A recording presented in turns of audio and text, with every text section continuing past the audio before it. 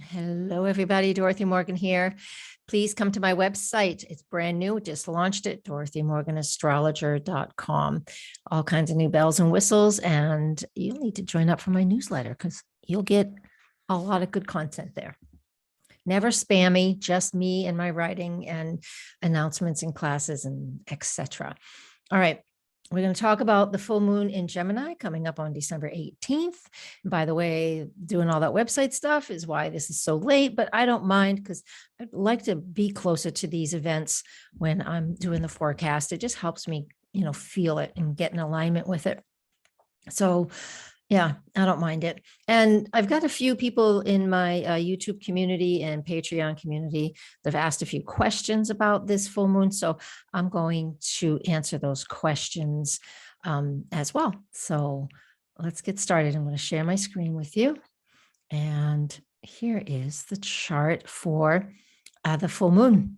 And so the full moon is on December 18th. It's at 11:36 p.m. Eastern time. And so for us here on the East Coast, that means the moon is up at the top of the chart, up at the midheaven. However, that I don't keep, and you know this, I don't put in the ascendant and midheaven in these types of forecasts because we all live somewhere and not everybody lives where I live. So it doesn't mean this full moon is going to be at the midheaven for you. So I won't talk about those except for right then and there. And that's it. So full moon in Gemini. Now, this is a culmination. This has been this monthly lunar phase has been going for just 2 weeks. However, I like to do the lunar gestation phase, which means it's like a 3-year cycle when we start with a new moon and we use 4 quarters and they occur every 9 months. So this full moon is related to a new moon that we had on June 21st, 2020. So you can look back to that time frame and see what maybe you had initiated or begun back then. All right. Yeah, I know, middle of pandemic, our first lockdown and stuff like that. So, but still, what were you feeling? What were you working towards? And so just go and look and see if you can identify what that is. And if you can't, that's okay too. This full moon on December 18th in Gemini is, that moon in Gemini needs to communicate. Full moon needs, I have to talk to my partner and I need to talk to people who I interact with on a one-on-one basis. The partners aren't always just your spouse or domestic partner or boyfriend, girlfriend. They are people that you have important interactions with. So you're going to need to, you want to communicate this full moon in Gemini. We're feeling it. It's not rough by any sense of the word, the Gemini energy, because it just says we're just going to talk things out. However, it is in a difficult aspect. Some people call this a minor aspect, the quincunx 150 over here to the Mars and the Venus conjunction. Venus is stationary. She goes retrograde the next day. So this is a big deal because there's so many adjustments that have to happen. And it feels uncomfortable because there's really nothing in common between these two zodiac signs. So, Gemini is mutable air and Capricorn is cardinal earth. There's just nothing in common. Gemini is that yang energy, that masculine outgoing energy. And Capricorn is that yin feminine receptive. So we're having, we might have a hard time feeling like we can really get our message through with our partners and or whomever we're needing to communicate with.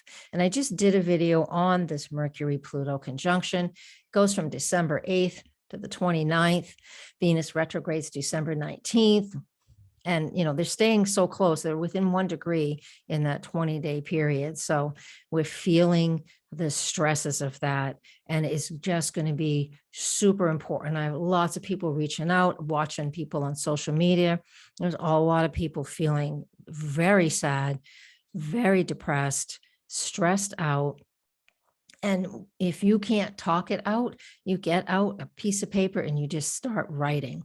Full moons are about releasing. So you just write and write and write and write and get that energy, get those words out one way or another. It's going to be so important. Go into the woods and scream. Whatever works for you. I want you to do that. And that to me is what we need to do with this full moon in Gemini. Get the words out that have been stuck, the words that you're feeling very emotional about, and really connect with that. I like it too. It's a nice connection here between the moon and Jupiter as well. To me, this is a beautiful, beautiful connection. So it's going to help increase what we're feeling and the way that we can communicate. So, boy, oh boy, don't let this pass you by. This is to me, this is an opportunity where we're going to be able to really get some words out. And again, if it's not personal to you, maybe you've just had something that you need to just channel through and get that information out there. Okay, so that's that piece. That's the full moon. Oh yeah, over here, Mercury out of bounds, moon out of bounds. That just means that they will their energy is more heightened and more extreme. And while in the astrology chart, Mercury and the moon are not in an opposition with each other, this measurement over here called declination, they're contraparallel. That means they are connected to each other. And so that's definitely, again, it's another tick in the box of, well, we need to communicate, and we need to communicate now.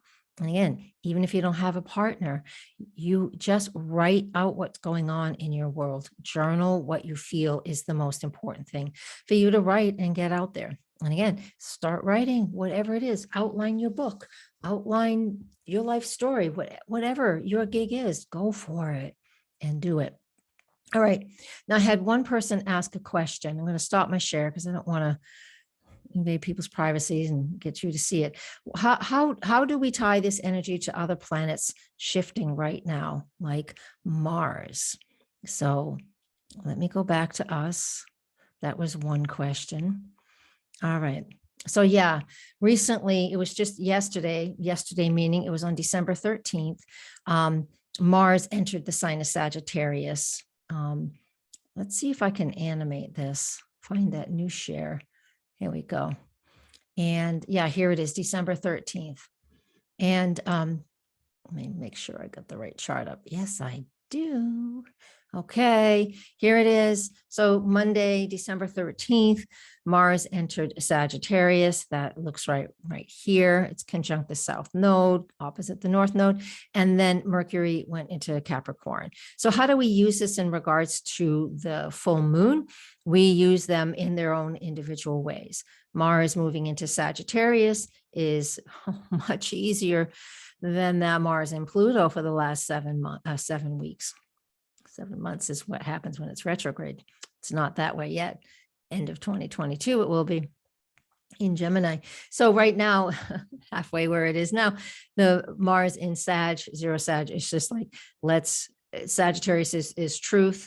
It's fire. Mars is a fire planet. Sag is a fire sign. So it's in its own triplicity. It wants action, movement. This is travel. This is speaking up, again, more truth and more insight into what's going on.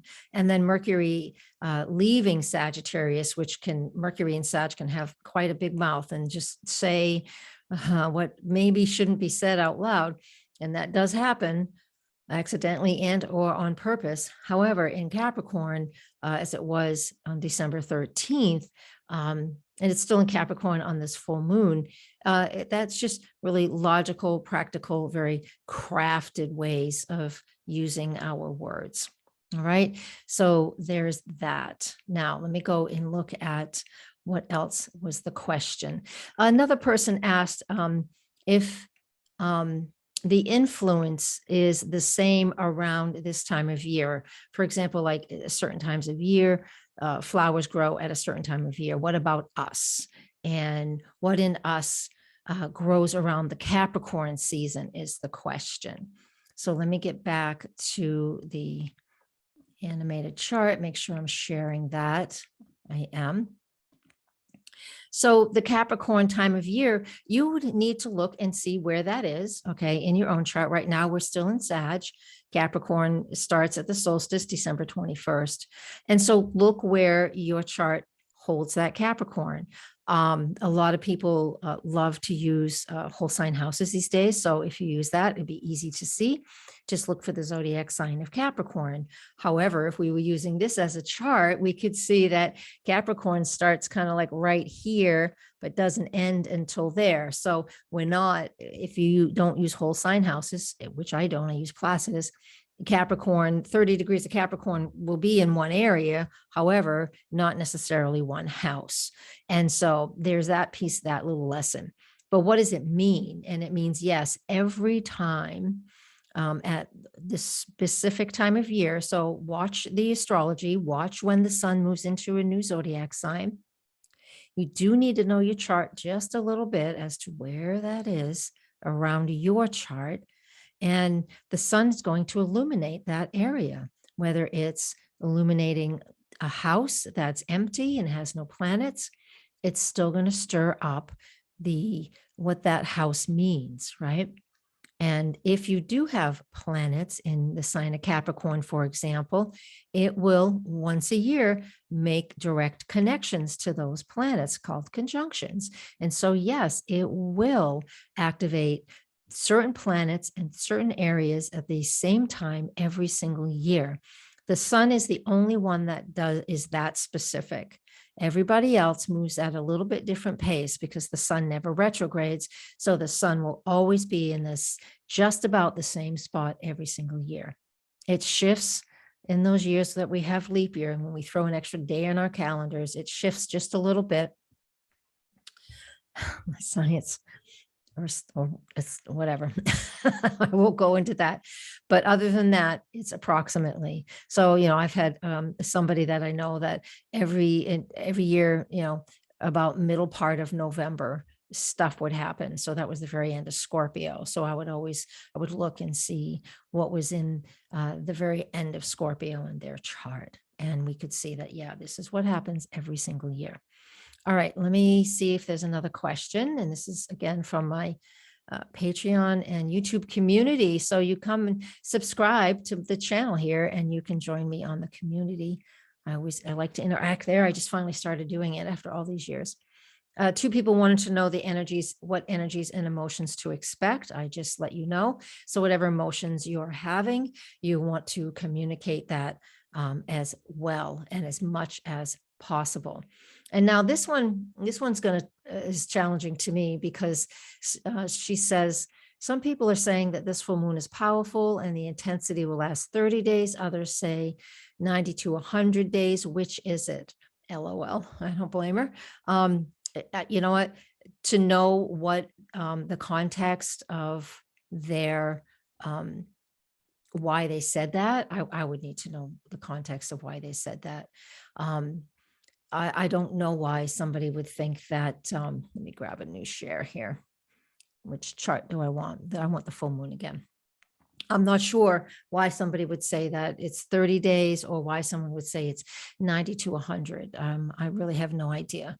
She mentioned in the second piece of that sentence, that comment, that question, was something about the weather. And we are in extreme weather patterns. Uranus rules the weather and he's still making a square to Saturn. And so as far as the weather goes, that easily could be determined by that. And they make their third connection this year. I believe it's December 25th, which is fantastic. I'm being sarcastic. No, it's not. It's December 24th. Yeah, Pluto and Venus make their second connection on December 25th. So Christmas could be, for those who celebrate Christmas, Christmas is definitely could be challenging, but it doesn't have to be. We could make it what we want to make it. It's always about our own perspective, and even outside forces, if they cause us stress and difficulties, we are still responsible for our own reactions to things like that. And I mean, I know the world is very difficult at this point in time. I guess we can go back and ask the people in World War II if they thought it was difficult as well. I mean, we are not trying to compare, but I am in a way, because I know we've all peoples have lived through difficult situations. So it does come down to, what our circumstances are and finding the support around you. And that's what Capricorn is as well, finding that support. What do you value? Venus in Capricorn. She's retrograding, right? We already talked about that, and that's in the prior video. But what makes us feel safe and secure? That's a different answer for everybody. So discover that for yourself and spend some time with this full moon. And again, if you're not able to verbally communicate with others, then write it out, and just write it out for yourself. Because sometimes there's just no way we're going to be able to have a conversation with somebody else, even though we need to say something. So find that safe way to communicate what you need to communicate, to get it out for your own self-healing and your own transformation, because there's just a lot with this. And then again, some of us could just have, just a fun day, and we're just out talking and communicating and having fun and just enjoying life. So I can't tell you how that's going to affect you, because we would need to look at your chart specifically. And I think that's good for now. Patreon people who are watching this, I'm going to do this in the houses for you guys. So that video will be after this one for you on YouTube. Thank you so much. Please, again, comment and join the community, subscribe, blah, blah, blah. Dorothy Morgan, astrologer.com. Come and check it out. Blessings. Namaste.